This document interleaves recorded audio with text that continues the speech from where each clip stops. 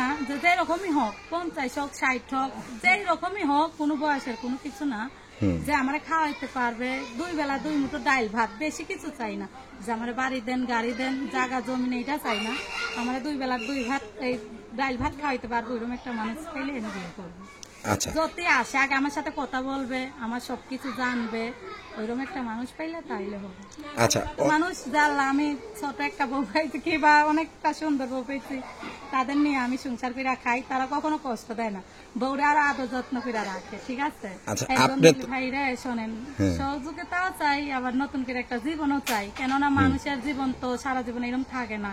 আমার যেমন কষ্ট পাইছি সবাই তো আর এক না, তাই না? আমি একটা সুন্দর মানুষ চাই যে আমার কষ্টের কথাটা শুই না, আমার সবকিছু যায় না শুই না, আমার পাশে থাকবে, সে যেই রকমই হোক, বুঝছেন, সে যেই রকমই হোক, তারা আমি সবটা থেকে ভালোবাসবো, তার বাবা মা ভাই বোন তাদের নিজের আপন মনে করে নেব, তার সেবা যত্ন করব, এতটুকুই আমি চাই, বেশি কিছু না। আচ্ছা, সুপ্রিয় দর্শক, আসসালামু আলাইকুম। দর্শক, আপনারা দেখতে পাচ্ছেন আমাদের সামনে একজন বোন। তো আসলে এই বোনটি ক্যামেরার সামনে কেন আসছে, কি কারণে আসছে, সেই কথাগুলো শুনবো এবং কি তার জীবনের বাস্তব এবং সত্য গল্পগুলোই আজ আমরা তুলে ধরবো আপনাদের সামনে। আপু, আসসালামু আলাইকুম। ওয়ালাইকুম সালাম। কেমন আছেন? ইনশাআল্লাহ ভালো আছি, আপনাদের দোয়া। আপনার নাম ঠিকানা একটু যদি বলতেন। আমার নাম, আমার বাড়ি যশোর কালীগঞ্জ। যশোর কালীগঞ্জ। আচ্ছা, এই যে ক্যামেরার সামনে কেন আসছেন সেই কথাটা যদি একটু বলতেন। অনেক অভাবে পড়েই আইছি, আগে আমি কাজ করতাম ধরেন গার্মেন্টসে, তো অনেকদিন হয় গার্মেন্টসটা বন্ধ, তো এর জন্য কোনো কাজ কাম নাই, বেতনও পাই না, এর জন্য বেকার বসে আছি বাসায়, বুঝছেন, কোনো তার কি এমন চলতেই পারতাছি না, এমন পরিস্থিতিতে আছি, এর জন্য ভিডিওর মাধ্যমে আইছি। আচ্ছা, এই যে চলতে পারতেছেন না, খুব কষ্টে আছেন, এই জন্য ক্যামেরার সামনে আসছেন। আসলে আপনার ফ্যামিলি মেম্বার কয়জন, মা বাবা কোথায় থাকে, কি আসে বিষয় যদি বলতেন। বাবা যখন আমার 2 বছর বয়স তখন ফালাই দিয়ে চলে গেছে ভারতে, আমাদের খোঁজ খবর আর নেয় না, অনেক সত্য থাকতে আর কি চলে গেছে। আমার মাদারে নিয়ে আমার বিয়ে হয়েছিল, আমার একটা বাবুও আছে। ঠিক আছে, আমার স্বামীর সাথে আমার তালাক হয়ে গেছে, অনেকদিন হয়ে গেছে, বাবুর বয়স 3 বছর, 3.5 বছর হয় তালাক হয়ে গেছে, যখন বাবু পেটে তখনই আমার ফালাই দিয়ে চলে গেছে, তালাক হয়ে গেছে। আচ্ছা, কি কারণে কি হয়েছে সেই কথাগুলো যদি একটু বলতেন। হ্যাঁ, এই গাঁজা মদ খাইতো, নেশা পানি করতো, বুঝছেন, আমি কাজ করতাম, ওই কাজের টাকা এনে দিতাম, ওই টাকা দিয়া নেশা পানি কইরা আমার মারধর করতো, গালগালিজ করতো যে ইনকাম করেন। আমি তো মহিলা মানুষ, মানুষের কাজে গেলে তো মানুষের আজে বাজে কথা কয়, জানেনি তো, গার্মেন্টসে যারা কাজ করে তারা বোঝে। ঠিক আছে, যে কতটা কষ্ট নিয়ে তারা কাজ করতে হয়, কি করব, তারপরেও করছি, কিন্তু তবুও তার মন পাই নাই, সে মারধর করতো, টাকা পয়সা নিয়ে যাইতো, এর থেকে আমি তালাক নিয়ে এসে পড়ছি। আচ্ছা, আপনার বিয়েটা কিভাবে হয়েছে?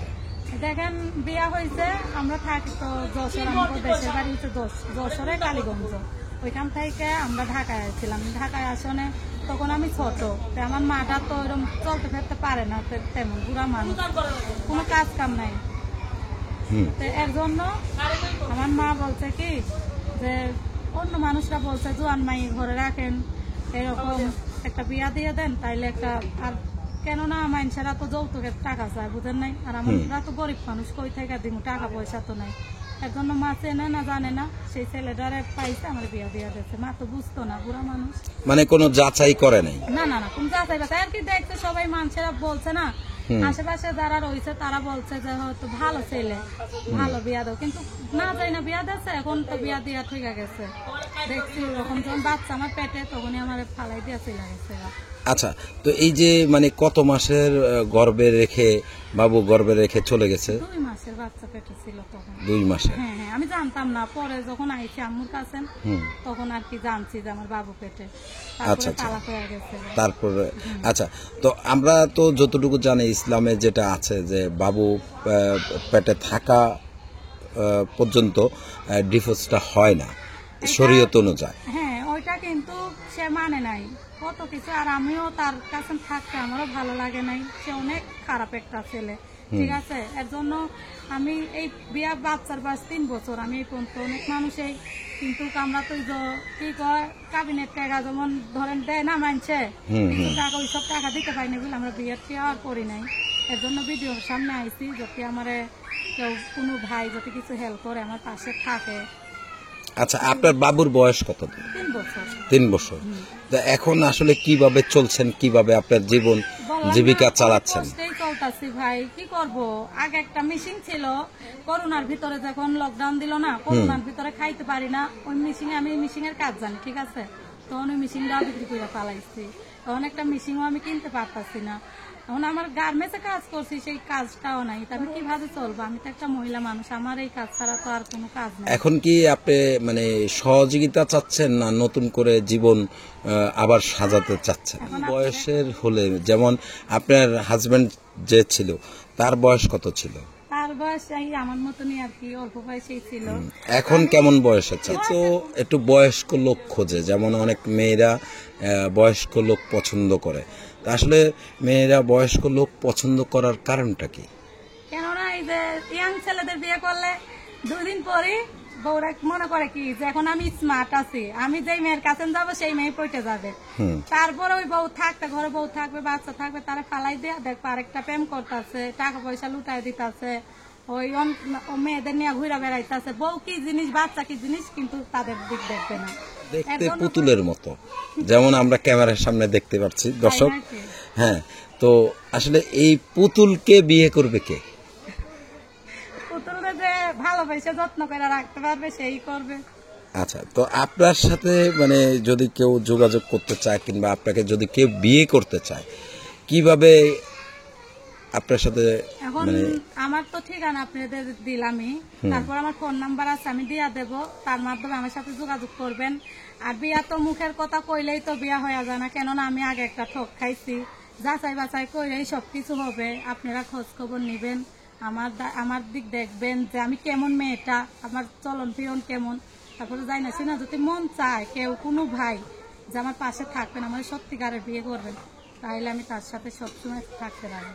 আচ্ছা, তো আপনার যোগাযোগের ব্যবস্থাটা কি এই ভিডিওতে মুখে বলতে চাচ্ছেন নাকি? না, আপনারা বলে দিন নাম্বারটা, আমরা স্ক্রিনে দিয়ে দিব। আচ্ছা, তো যেই দর্শকরা আপনার এই ভিডিওটা দেখছে তাদের উদ্দেশ্যে আপনার কি বলার আছে? তাদের উদ্দেশ্যে একটা কথাই বলি, ভাই রে, আমি অনেক কষ্ট করে ভিডিওর সামনে আইছি, আপনাদের হাতে পায়ে ধরে বলি, আমার আপনারা মন চাইল ফোন দিবেন, অসুবিধা নেই, আমি কথা বলবো, কিন্তু আপনারা খারাপ মাইন্ডে ফোন দিয়েন না, দেখেন বাজে কথা নিয়ে ফোন দিয়েন না। আপনাদের বোনের মতন হইতে পারি, কিন্তু যার যেরকম আপনারা ভাবতে পারেন সেরকম বন্ধু হইতে পারি, এরকম ভাজা হইলে ফোন দিয়ে যোগাযোগ করবেন, কিন্তু খারাপ মাইন্ড থেকেও আমার ফোন দিবেন না। আমি আগেও একটা প্রতিবেদন করছি, এই খারাপ মাইন্ডের জন্য আমি কথা বলি না, ঠিক আছে। মাইন্ডে ভিডিও বলে ওইটা বলে এইটা বলে, এইসব ভাল লাগে না, ঠিক আছে। আমি একটা কষ্ট করা মেয়ে, আমি আইসি ভিডিওর সামনে, আপনাদের ভালোবাসা পাইতে চাই, আপনারা ওই আজে বাজে কথা কইেন না। আচ্ছা দর্শক, আপনারা শুনলেন, আপনার নাম যেন কি বললেন? মেঘলা। মেঘলা। এই মেঘলার জীবনের গল্পগুলো শুনলেন, এবং তার গল্পটা যদি ভালো লাগে তাহলে অবশ্যই তার পাশে দাঁড়াবেন এবং কেউ প্রতারিত হবেন না, ভালো করে যাচাই করে নেবেন। যেমন মেঘলা বোনটি বলেছে এই কথাটা, আমাদের কথাটায় উনি বলে দিয়েছে, এবং তাকে তার যেহেতু 3 বছরের একটা বাবু আছে, কেউ বিয়ে শাদী করেন বা না করেন সেটা বড় ম্যাটার না। আপনারা তার বাবুটাকে দেখে তাকে একটু সাহায্য করবেন, সহযোগিতা করবেন, সহযোগিতার হাত বাড়িয়ে দিবেন। আর সমস্ত দায় দায়িত্ব আপনাদের, ইউটিউব কর্তৃপক্ষ কোনো ধরনের কোনো দায় দায়িত্ব নেয় না, বিয়ে শাদী দিয়ে দেয় না। সে পর্যন্ত সকলে ভালো থাকবেন। আল্লাহ হাফেজ, আসসালামু আলাইকুম।